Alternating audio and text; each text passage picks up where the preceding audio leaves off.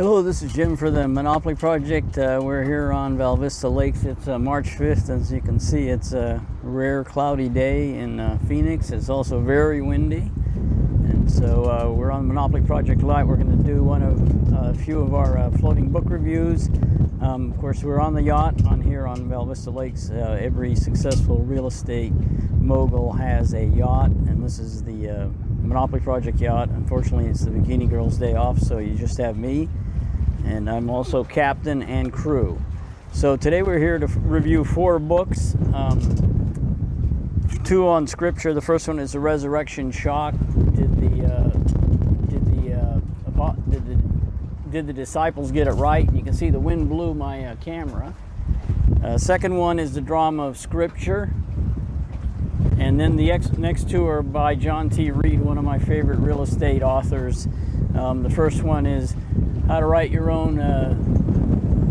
and publish your own book, and the second one is best practices for the intelligent real estate investor.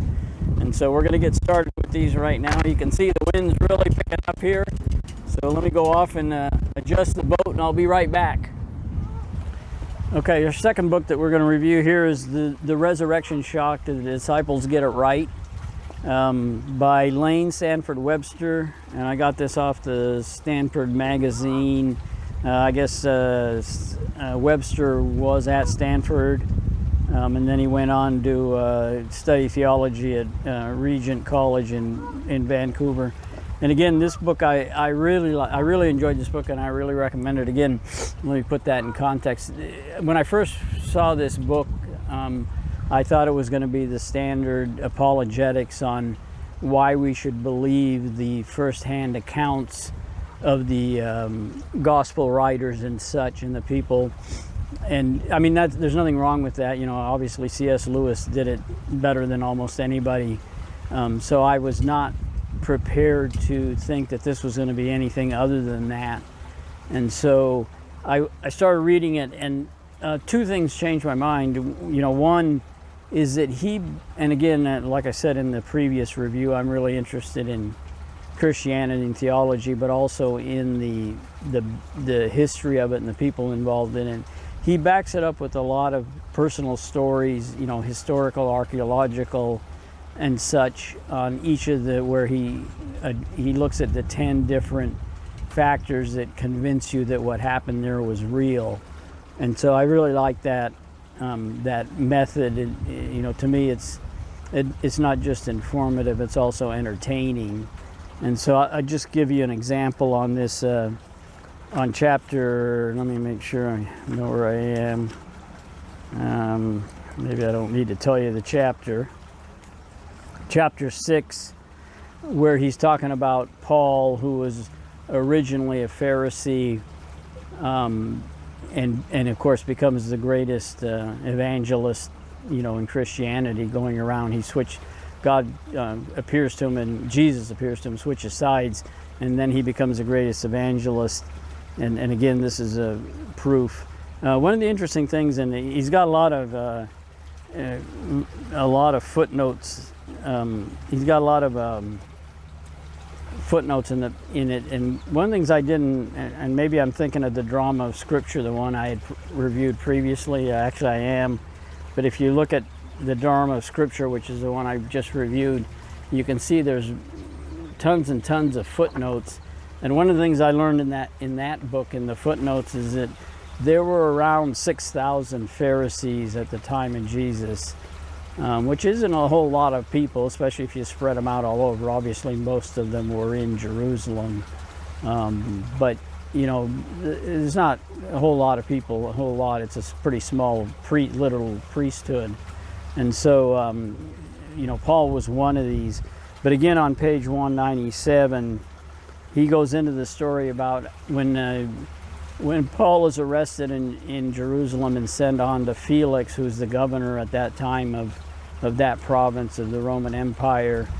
Felix is trying to get Paul and his followers to bribe him to let Paul go, because Felix knows that Paul really hasn't done anything wrong. It's just an internal religious dispute among the Jews. And so Felix is sort of stalling, plus he sort of enjoys the whole thing. It's sort of entertainment. So Paul is there for 2 years. And finally, Felix, I think he's recalled. I don't think he dies. I think he's recalled for whatever reason.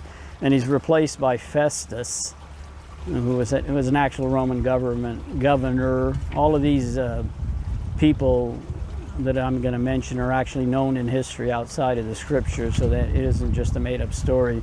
But anyway, Festus comes, and he sort of wants to clean up all the mess that Felix left behind. So he goes to his friend Agrippa, who was formerly King Agrippa the second. He's the king of the Jews, the king of that area. The Romans had taken over the country, and they put in their own governor, but they left the indigenous people under their own leaders, their own religious leaders, and so they would often appoint a so-called king who was a king but much inferior to Caesar or Augustus, the Roman king, the Roman emperor. But anyway, it turns out, and I didn't know this, and that's why I'm going on and on and on about this, is that he brings up the historical background that Festus knew Agrippa. They were actually friends, and that he had married his sister Drusilla, who was one of the famous people. She later dies in Pompeii in the volcanic explosion. So there's all these interesting historical details in here, and again, so that's why the reasons why I really enjoy it. And like I said, there's 10 different chapters on the 10 different aspects of it.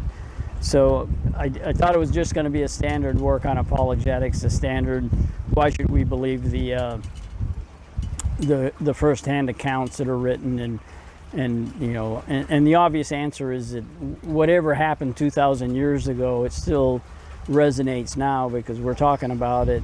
Christianity has basically driven the modern world, and a lot of Jesus's ideas have become standard, like the importance of the individual. I mean, up until that time, nobody even thought about that. Now it's sort of sacrosanct, at least in the Western world.